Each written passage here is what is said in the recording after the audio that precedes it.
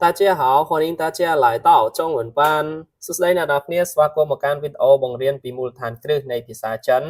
អូខេថ្ងៃនេះយើងមកសិក្សាតាក់ទងជាមួយនឹងស្រៈយើងបន្តទៀតក្រោយពីយើងបានសិក្សាជាមួយនឹងស្រៈចំនួន3មកហើយអូខេ a o e ឥឡូវនេះគឺយើងមកដល់ស្រៈ e u u អូខេឥឡូវចង់ដឹងថាពាក្យ e u មានអីគេខ្លះតទៀតអូខេអញ្ចឹងថ្ងៃនេះយើងលើកយកស្រៈ e u ហើយនឹង u អូខេ u នេះមាត់មូលរៀងធ្ងន់តោះឥឡូវយើងមកមើលថា e យើងមានពាក្យឧទាហរណ៍អីគេ e ព្យញ្ជនៈនេះគឺព្យញ្ជនៈ g g អូខេ g បូក e គឺនៅតែ g ដដែលទេអញ្ចឹងយើងអានតាមសលេងវាមក g g g g អញ្ចឹងសលេងទី3យើងអានថា g g អូខេ g សលេងដើមកតទៅទៀតស្រៈនេះគឺស្រៈ u បូកជាមួយនឹងព្យញ្ជនៈតត u សលេងទី1យើងអានថាទូអូខេទូសលេងទី2ទូអញ្ចឹងពាក្យនេះសលេងទី2អញ្ចឹងយើងត្រូវអានថាទូអូខេបន្តទៀតពាក្យនេះគឺស្រៈ u ន u នបើសលេងទី1យើងត្រូវអានយ៉ាងមាត់មូលអ្នកនរគ្នាន u នអូខេនអញ្ចឹងពាក្យនេះយើងអានថានអូខេស្លេងទី3នអានយ៉ាងមាត់មូលមកយើងអានម្ដងទៀតជី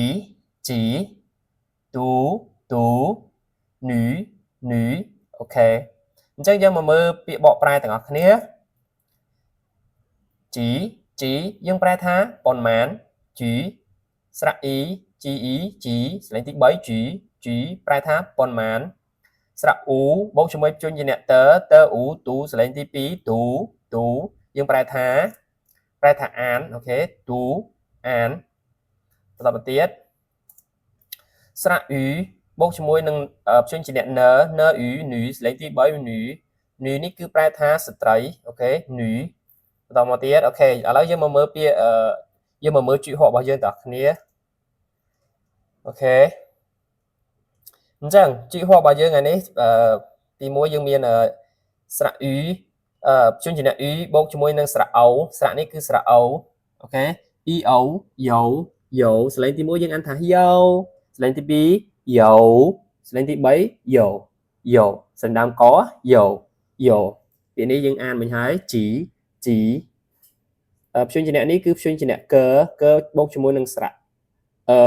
សលេងទី4វាទៅជាអូខេកអញ្ចឹងពាក្យនេះគឺសលេងទី4អញ្ចឹងយើងត្រូវអានថាកអូខេកន u សលេងទី3នហអាយស្រៈព្យញ្ជនៈបូកជាមួយនឹងស្រៈអាយអញ្ចឹងសលេងទី1យើងអានថាហាយសលេងទី2យើងអានថាហាយអូខេអញ្ចឹងពាក្យនេះសលេងទី2យើងត្រូវអានថាហាយអូខេបន្តមកទៀតហាយអូខេជឺអ៊ីគឺយើងអត់បដូរទៅជាជីទេណាអ្នកគ្នាចំណាំកន្លែងហ្នឹងនៅវីដេអូមួយនោះខ្ញុំនឹងធ្វើវីដេអូតាក់ទងជាមួយនឹងស្រៈណាដែលថាបូកជាមួយស្រៈ e ហើយយើងអត់បដូរសលេងគឺយើងនៅដដែលខ្ញុំនឹងធ្វើ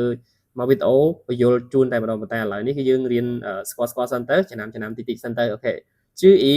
គឺអត់ដូរទៅជា g ទេណាអ្នកគ្នាគឺជឺដដែលហើយអានេះគឺសលេងទី1ហើយអធិស្ឋានខ្ញុំអត់បានដាក់អ្នកនរគ្នាយើងអានយកតែម្ដងទៅជឺអូខេហាយជឺអូខេហាយជឺអូខេពាក្យនឹងអានថាហាយជឺតមកទៀតប៉អ៊ូពូអូខេបើសិនជាវាសលេងទីកន្លែងនេះខ្ញុំបានបញ្យល់តាក់ទងជាមួយនឹងវីដេអូមុនហើយតាក់ទងជាមួយនឹងអក្សរពុនេះបើសិនជានៅពីក្រោយវានេះសលេងទី1ឬទី2ឬទី3គឺវាសលេងបទសលេងរបស់វាហ្នឹងគឺសលេងទី4តែនៅពេលដែលអក្សរពីក្រោយវាមានសលេងទី4អញ្ចឹងគឺវាដូរខ្លួនវានេះទៅជាសលេងទី2អញ្ចឹងពាក្យពុនេះវាលែងអានថាពុហើយវាត្រូវអានថាពូអូខេពូអញ្ចឹងពាក្យនេះយើងអានថាពូអូខេសលេងទី2អូខេតមកទៀតព្យញ្ជនៈហបូកជាមួយនឹងស្រៈអ៊ុយអញ្ចឹងសលេងទី1យើងអានថាហួយអូខេបន្តមកទៀតសលេងទី2ហួយសលេងទី3ហួយសលេងទី4ហួយអញ្ចឹងពាក្យនេះយើងអានថាហួយអូខេ tơ ủ tu sẽ lấy tí muối tu sẽ lấy tí pi tú ok chẳng mơ biệt sọp thằng ó ok有几个女孩子不会读 ok 有几个女孩子不会读有几个女孩子不会读 ok chẳng cái mơ cả bộ pra với biệt thay dấu dương pra thay viên thực tế pra tha miền ok dấu miền biệt thay chỉ cỡ ní dương pra tha còn mán nè ok ពួកកន្លែងនេះយើងនិយាយជាមួយមនុស្សអូខេបើសិនជាយើងប្រើជាមួយវត្ថុប្រមាណអីចឹងទៅបើនិយាយថានិយាយជាមួយសត្វអីប្រមាណក្បាលប្រមាណអីចឹងទៅអានេះគឺ